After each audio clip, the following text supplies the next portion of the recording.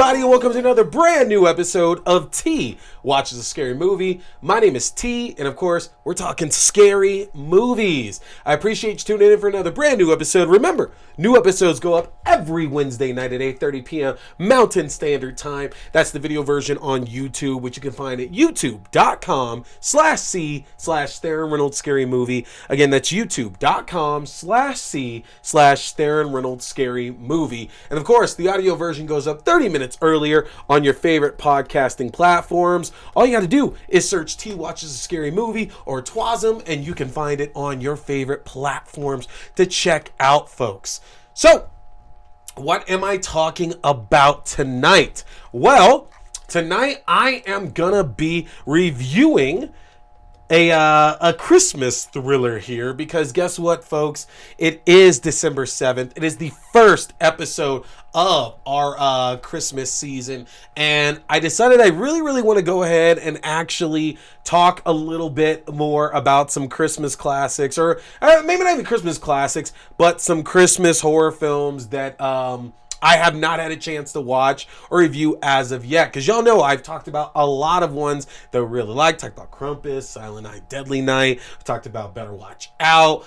We talked about a lot of them. And I wanted to actually talk about some that I have not had a chance to actually review with all of you. So we're going to jump into that this month. And tonight, I am talking apparently it's a remake of the 1984 classic Silent Night, Deadly Night. We're talking 2012's Silent Night. Yes, that is what we are going into tonight here, folks. We're going to get into that. But first, little news for you. It was just revealed that Season 2 of the Showtime hit Yellowjackets is going to be premiering March 24th, 2023. So folks, just a little bit over a 3-month wait for the next season of Yellowjackets to hit. I'm stoked for it. This series came absolutely out of nowhere, made by Ashley Lyle and Bart Nickerson, who did Narcos, starring Christina Ricci and Melanie Linsky and Tawny Cypress and Juliette Lewis, amongst others. Absolutely phenomenal tale about a group of girls on a soccer team who their plane crashes in the wilderness and they're left to survive on their own with one of their coaches, and us finding out about what happens to this team out in the middle of nowhere, and then watching their future selves deal with a nefarious plot as they're all adults. It's very creepy. It's very moody for sure. We've been promised, I don't know if we've been promised, we've been told there's cannibalism coming. Have not seen that as of yet, but man, what a great first season show. Excited to see season 2 come back, because we've been seeing a lot more creepy shit bust out towards the end of season 1, and I don't want to spoil anything because we're going to do a rewatch of that, and we're going to cover it again as we get closer to the show itself, same way we kind of did with Dexter, leading up to the release of Dexter New Blood, which, rest in peace, Dexter Morgan. So we're going to talk about that a little bit later, but that's super awesome to see that the new season is announced, because I think some of us thought it might take a little bit longer. Usually shows of this magnitude, they're going to be a little bit later on, so I'm sure everybody could have actually been okay thinking it was going to be next fall, possibly even next winter. So awesome to know that it's coming earlier than I'm sure some of us expected. So Yellowjackets season 2 is coming up. We're gonna get that there, folks. But I'm excited to talk Silent Night 2012. So if you've seen Silent Night, Deadly Night, the story for it is terrifying. It's shocking. It's also somewhat hilarious as well too.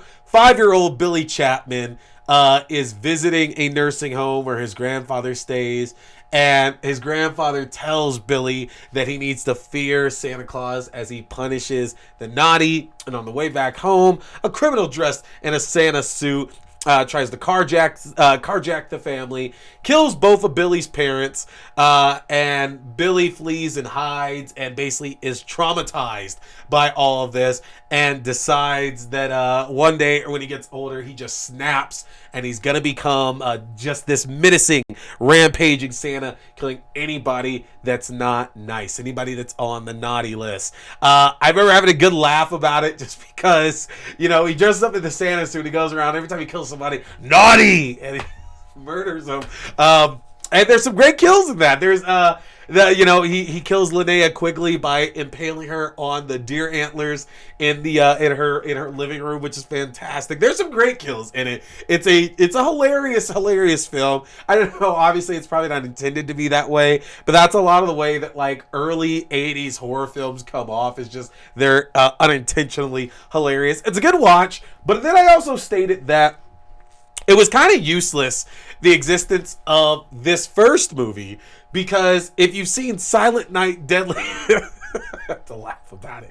If you've seen Silent Night, Deadly Night Part 2, which is the story of Billy's younger brother, Ricky, it basically, it does the entire film, which I had never seen that happen before, that we get a sequel that the majority of that sequel is the first movie. It's only 88 minutes long. It is not that long of a movie, and yet and still the majority of that film is the recap of the first movie. I don't mean like an abridged version. Like, they literally go in depth on most of the shit that happened in the first movie that there is no way that the character of Ricky could have witnessed at all. So it's hilarious. It's hilarious. And again, I always tell everybody, it's look, as much as I love the first movie, because the first movie is better than the second movie, just like in concept alone, the second movie is the one that you have to watch, because you basically get the majority of that first film in it, but then you also get Ricky's fantasticness, his rampage at the end of the second film. Garbage day. It's so good. And apparently, this film works as a remake of the original film, which I still argue. I don't I get that that's what they're saying it is, but it kind of in the idea of there's a traumatized kid who ultimately goes on a rampage to murder to murder all these people that he feels that have not been nice, that are on the naughty list. But I do honestly feel, though, that with Billy, and again, we're gonna get to the new one, but in the original film, Billy was very much it was all a crime of opportunity. He snapped, and as he's completing his rampage, getting back to the orphanage to take his revenge against Mother Superior, it's a whole matter of, if you stayed out of Billy's way, you were fine. He wasn't really hunting anybody, but if he saw somebody doing something naughty, done at that point. You're going to die. And Silent Night 2012 is not really that. We start off here to where we find out that one of the local deputies who is sleeping with a married woman, they are killed by this man in a Santa suit. And then from there, we get introduced to our main character, Deputy Brattamore, played by Jamie King, who you might know from such things as Sin City or Black Summer, which we've talked about on this show before. Absolutely fantastic film. You might know her from My Bloody Valentine 3D, which we've also talked about. So Jamie King, horror scream queen, absolutely fantastic, who is joined by Malcolm McDowell, who you might know from Halloween and 31 and Clockwork Orange, and amongst other things, playing Sheriff Cooper. Very, very much reminiscent of Tom Atkins. That is one thing I will say about this, is that Malcolm McDowell, especially these days, and horror films especially, you always expect it to be a bit on the hammy side, at least in my opinion. You don't expect that much seriousness out of it. And I guess you have to blame that a lot on Rob Zombie. For better or worse, he's done a lot of Rob Zombie films, and the characters he plays always have, you can't really take them that seriously. And this film was very interesting because, actually, Sheriff Cooper seems 100% like he's evoking Tom Atkins in a lot of those 70s and 80s classic horror films. And I like it because it actually works really, really well, because it's interesting to see, especially at this point in his career, Malcolm McDowell playing this very, very much confident, smart, intelligent, very capable sheriff who's actually seems like he's a bit of a force to deal with. Now, I don't want to take that away from Deputy Brattamore, played by Jamie King, who is absolutely our protagonist in this film, as she's trying to investigate what's going on while staying under the radar of her sheriff, find out who's committing these murders around the town. And she's joined by Brenda, played by Ellen Wong, who you might know from Scott Pilgrim Must Die and a few other things there. And the movie itself is literally this Santa going around the town, going around this town, basically committing all these murders against people who are acting naughty. But what's interesting is that the real motivation behind it, though, or I guess the ultimate victim, it's not really random. And in the original Silent Night, Deadly Night, all the murders were definitely random. Like I said, Billy was just trying to get back to the orphanage to complete his revenge against Mother Superior. And all these people technically got in his way and kind of set him off. Whereas in this film, it's kind of like the Santa had all these targets that he was intentionally trying to find and kill and hurt and cause all this damage to. And just like Billy does, like Santa does absolutely leave a lot of like people that he could have killed because they're not being naughty, and that's a good like homage to the original film. And matter of fact, there's a very direct homage to Linnea Quigley's Deer Antler death in it as well too. That's pretty cool.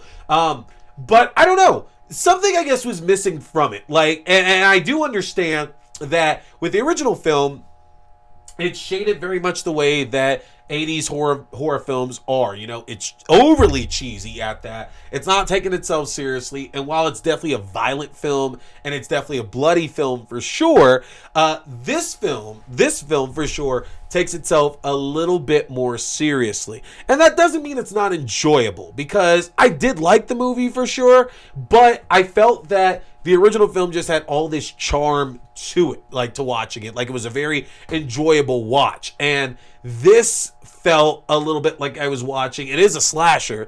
It felt like I was just watching a very mean slasher, because while Santa does pick out some of the victims in this who are rightfully deserving of, his wrath, at the same time, not all of them are deserving of the wrath that Santa plays out against them at Christmas time here. So you kind of look at it, it's like, well, like, yeah, they deserve to be punished, but that badly, Santa? Come on. With that being said, though, there's a great turn later in the film from Donald Logue, who plays one of the Santas out there that's a little bit more rowdy than the cops would like them to be, and we get a Santa versus Santa showdown, which is pretty awesome. But Jamie King though, I'm noticing that this girl just has the ability to kind of like shift into any role in the horror movies that she's actually doing, because I think back to My Bloody Valentine 3D, which is a film I really, really enjoy, honestly, and her role in that is very much playing the damsel, like the damsel in distress, like in a lot of horror movies. Like she's there to kind of be, not necessarily be eye candy, but she's there to be saved a lot in that film and be the dutiful wife and everything. And in Black Summer, she spends some of the first season doing that as well too, but then her character, as she's learning more about what's going on in this world of zombies, and she's out to like find her daughter and take care of her daughter, she becomes like this just tough as nails woman who's willing to do anything to protect her daughter at the expense even of herself at times, and with her companions, which they elaborate on a lot more in season 2. And I feel that that's just one of the things that she's done so well in the horror films that she's done. And this is kind of a little bit in between, because you can definitely see that Sheriff Brattamore is Deputy Brattamore is living in the shadow of her father, who used to be the big guy in town. And she's trying to live up to that image while still trying to figure out whether being a cop works for her. And they set this whole thing up to where she is like she's new to the department. She just is getting over the unexpected death of her husband, and she doesn't really think that she's actually good at this job. And we obviously know that she's going to be proving herself over and over again as she's investigating these murders and really trying to get a prime suspect down for it. And in the final moments of the film, she really does get this chance to shine. And it's interesting because obviously this film is 10 years old at this point, and this is not something that actually did get a sequel released to it, but you could definitely imagine that this is something to where, had they done a sequel to this, she absolutely would be one of the few people who would be coming back. I feel like she would still be the person carrying this franchise, because it's not really about the Santa and all those murders at that point. I kind of feel it's more focused onto her.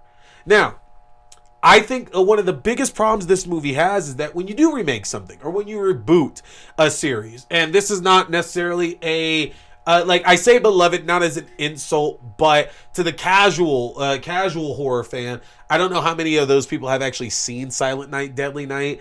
And so when you're making recognition like that, you kind of have to really go deep, because then your audience isn't the casual horror fan. It's really going to be the fans of that original series who you're hoping to get back to watch another entry. And there's been remakes to where that's really worked out. I scream the praises of the Fright Night remake all the time. Another 80s campy horror film that was amazing, that the remake is just as good. Those are two very equal films. Or Slumber Party Massacre. Again, another 80s slasher that was campy in the style that Silent Night, Deadly Night actually was. Because Fright Night's a little bit more serious. But Slumber Party Massacre was definitely a little bit more closer in tone to Silent Night, Deadly Night than the other ones there. And the remake, just as good, or reboot, like sequel, whatever you want to call it, but the one that Sci-Fi did was so much fun to watch. And with this Silent Night, they take a completely different shift in tone, and I don't know if it works necessarily for it, because again, it's not bad. If you enjoy those Silent Night, Deadly Night films, then there's a little bit to like in this, but it is interesting that the tone change in it does take away a lot of that enjoyment from it. And I was talking to my friend Kaylee, who, shout out to Kaylee, went to high school together, played football together, went to middle school together too, back in California, Vandenberg. We were talking about it in the Scary Movie Facebook group page, and she had expressed it wasn't really a big favorite of hers either, honestly, and I can see why. I think that, especially the fact that I didn't see Silent Night, Deadly Night until, in the last couple of years. And immediately I can understand the appeal of it. I can understand folks who like it. I can understand everything about it. And she wasn't really a big fan of it, and I can kind of see why. I do feel that if you're a fan of the original franchise, this is something you definitely should see. It's for free on Shudder, so why wouldn't you at that? But at the same time, I don't think you're going to walk away feeling as joyous, if that's the right word, as you might have with the original series. Now, the kills are fun. There are definitely some fun kills in this for sure. But again, the cheesiness and the way that the original movies were over the top, that is very much missing. It very much screams kind of like a 2000s just gory reboot at that point, which in some cases is good. In this case, it's very, So, check it out if you get a chance there. Again, it is free on Shudder through Prime, is the way I watched it there. So you definitely want to check it out. And if you get a chance to, watch the original Silent Night, Deadly Night Part 2. Part 2. Remember, 2 is the one that you definitely want to check out, folks. But we're here in Christmas. Stay tuned, because we got more Christmas goodness coming for you. Hey everybody, I appreciate you checking out this video, whether it was a review, whether it was a new episode, whether it was an unboxing, an interview, or whatever else. I want to remind you can check out my separate reviews also on my YouTube page, and new full episodes go up every Wednesday night on YouTube at 8:30 p.m. Mountain Standard Time, and on your favorite podcasting platforms at 8 p.m. Mountain Standard Time. Don't forget to hit that subscribe button, like and share. My name is T. We've been talking scary movies. Stay scared.